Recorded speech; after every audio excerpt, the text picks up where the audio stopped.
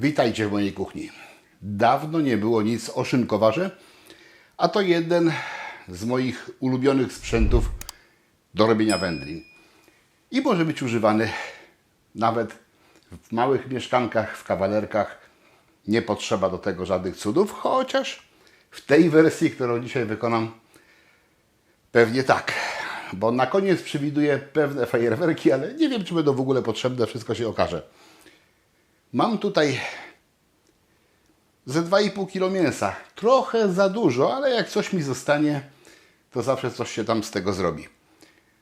W większości to łopatka i około 0,7 schabu. I pomysł na pikantną mielonkę z takimi większymi kawałkami mięsa. I przy okazji chcę przetestować, bo standard w szynkowarze to by nic nowego nie wnosił, poza smakiem oczywiście. Forma podobna, bo już podobne robiłem. Ale chcę sprawdzić osłonki naturalne, takie Fisto, które mogą służyć do kiełbasy, ale teoretycznie mogą też zamiast woreczka służyć jako ta osłonka wypełniająca szynkowar, do którego będziemy to mięsko wkładać. Chcę sprawdzić to pod tym kątem, czy to się do tego nadaje i jak wyjdzie. I to w zasadzie jest główny cel. A że przy okazji testu zrobię sobie pyszną wędlinkę, to już jest przywilej domowego wędliniarza. Co z tym zrobię? Ze schabu ten ładniejszy środek, bo schab ma duże przyległości, wytnę i pokroję nożem, przyległości zmielę na 8. Tak samo z łopatki poszukam takich ładniejszych kawałków, które pokroję w taką kostkę 3-5 cm nożem, a resztę będę mielił wszystko na 8.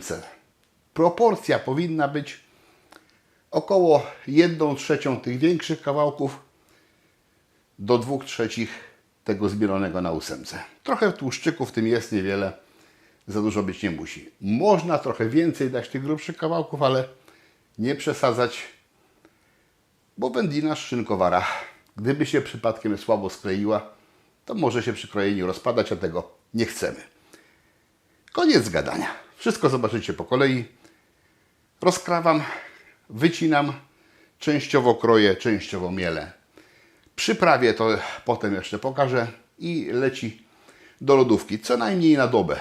Jak będę miał czas jutro, to jutro. Nic się nie stanie, jak zrobię to za 2 dni. Na razie.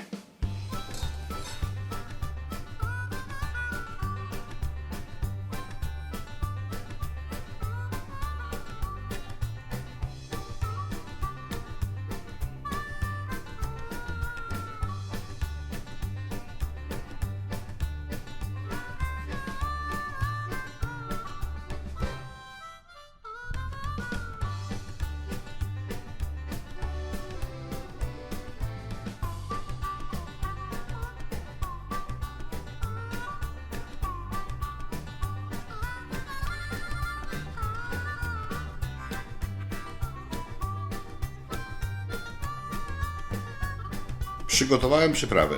40-45 g soli zwykłej i peklującej, pół na pół, 2 pełne łyżeczki pieprzu, 1,5 łyżeczki chili w płatkach, po 1 łyżeczce papryki słodkiej, ostrej, tymianku i czarnej gorczycy. Dodatkowo po pół łyżeczki kumin i angielskie ziele. Chili w płatkach i czarna gorczyca powinny dać sporo ognia. Przyprawiam, mieszam i wstawiam do lodówki.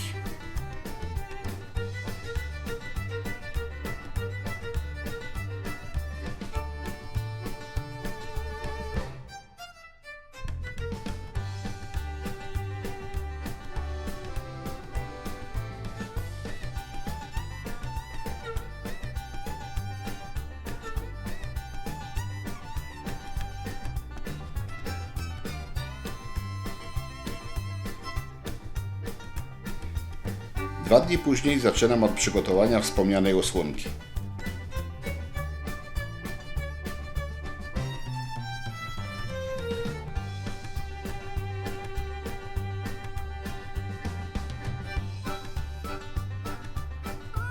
Odmierzam potrzebną długość.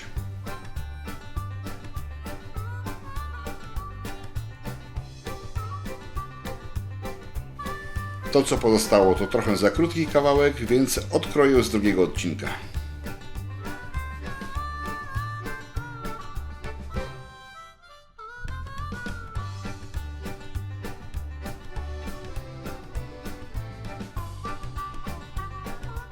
Trzeba osłonki moczyć przez kilka minut.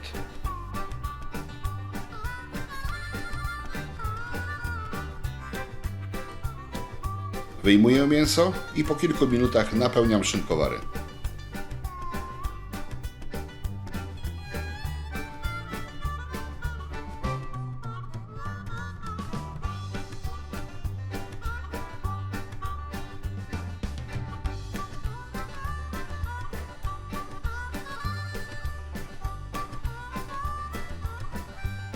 Ubiję warstwami.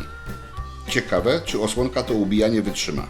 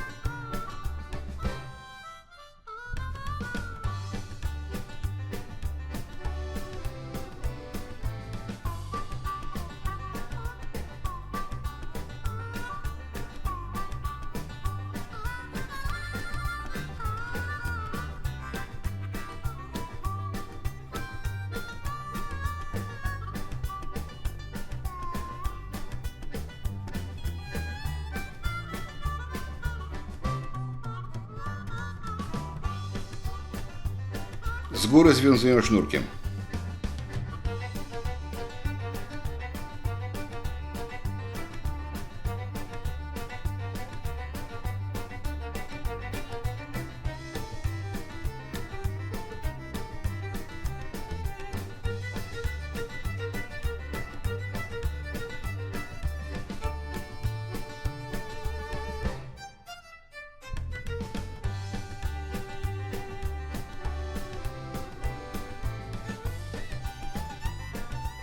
Drugi szynkowar gotowy. Tyle mi zostało. Trochę mało, ale zrobię mniejszy szynkowar.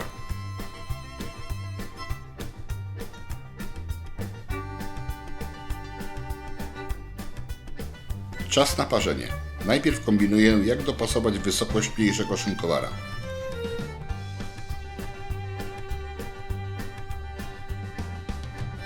Wkładam szynkowary do warnika. Dla pewności dokładam jeszcze jeden wypełniony wodą. Teraz mam pewność, że ten mniejszy się nie przewróci. Dolewam trochę wody i parzę. Temperatura 80-85 stopni. Mięso w szynkowarze zimne, prosto z lodówki, więc czas parzenia to 2 godziny i 15 minut.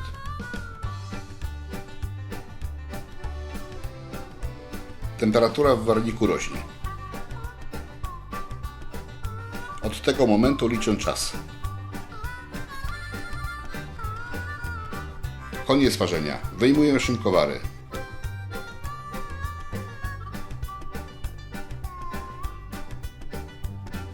Ciekawe, czy osłonki nie popękały.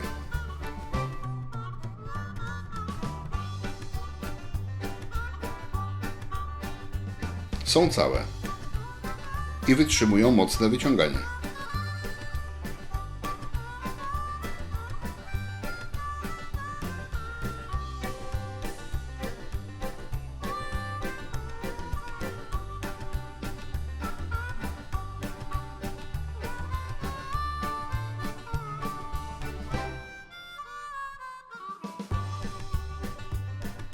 Wieszam do ostudzenia, a potem na noc w lodówce. Oto jedna z kiełbasek wyjętych z szynkowara. I od razu pierwsze uwagi. I na plus i na minus. na plus, naprawdę wytrzymała, bo nie uszkodziła się nawet przy ubijaniu i to jest zaskoczenie. Bardzo się bałem, że ją uszkodzę. Też bardzo szczelna, bo z jednej strony zamknięta fabrycznie, akurat te odcinki, które używałem, z drugiej strony ścisnąłem sznurkiem. W zasadzie na zewnątrz nic się nie wypuściło, także bardzo ładnie trzyma tą zawartość. Minus pierwszy to jest mój. Tutaj jest galaretka i wydaje mi się, że trochę za luźna. Ten skład mięsny, który użyłem, nie spowodował związania ściślejszej galaretki, więc w związku z tym, że ta osłonka zatrzymuje cały ten sok tutaj, to ta galaretka, która powstała, może być zbyt luźna i dobrze jest dodać żelatynę albo zastosować taki skład mięsny, który będzie miał większą skłonność do wiązania tej żelatyny. Ale miałem nadzieję, że mi się to po podsuszeniu uda uwędzić. Ale z taką ilością galaretki, bez względu na to, czy ona będzie związana lekko, czy związana mocniej, wędzenie raczej w grę nie wchodzi, więc jest to naturalna alternatywa dla woreczków.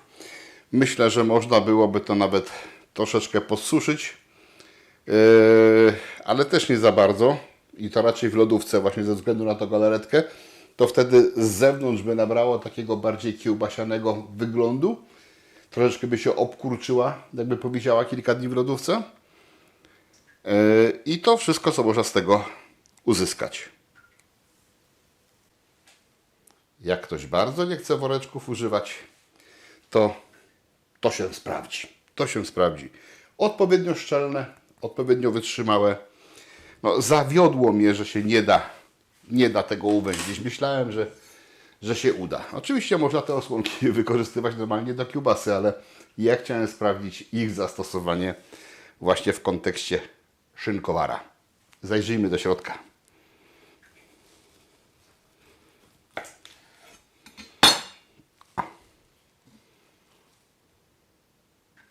Kiełbachę mam zacną, pachnącą i całkiem nieźle wyglądającą. Osłonka jest jadalna, ale nie będzie żadnego problemu z tym, żeby ją zdjąć. To już zależy indywidualnie od konsumenta. W każdym bądź razie jest to natura. Może być i tak, może być i tak. Pięknie związane. Galaretka, bez noża, bo błyszczy. Galaretka w środeczku. Pachnące. Bez problemu odchodzi.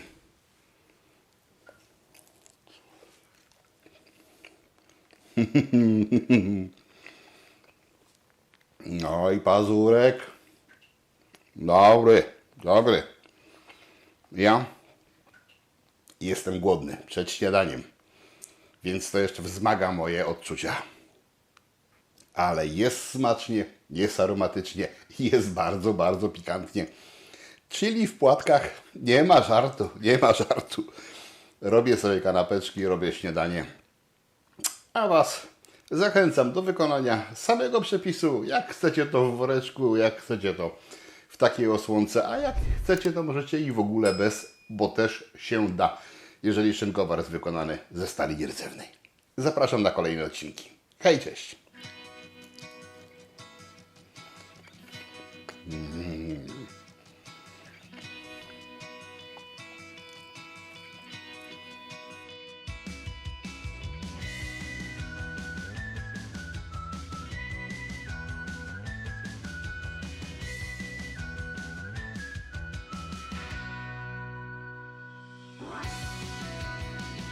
Zapraszam do zakupów w naszym sklepie. Obsługujemy zamówienia krajowe i zagraniczne. W naszej ofercie są sprawdzone wędzarnie i generatory dymu, szynkowary do robienia pysznych domowych wędlin, butelki, balony i prasy do wina, różne surowce do piwa, kapsle i kapslownice. Poza tym ruszty, kociołki, siatki, sznurki. Tylko u nas unikatowe i limitowane koszulki, wiele książek dla pasjonatów wędlin i innych wyrobów domowych. Serdecznie zapraszam.